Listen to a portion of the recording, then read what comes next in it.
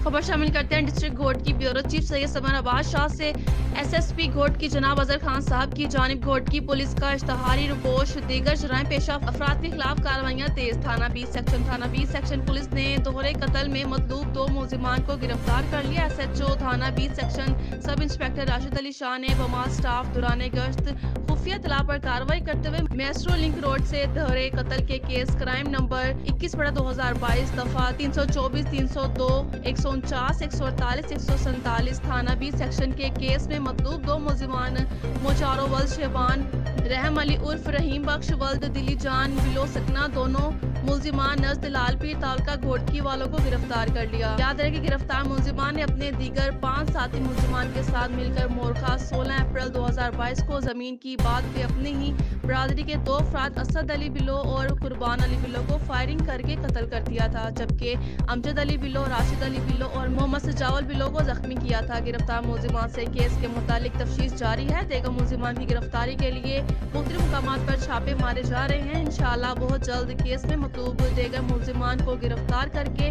कानून के कटहरे में लाया जाएगा। तर्जुमान घोट की पुलिस।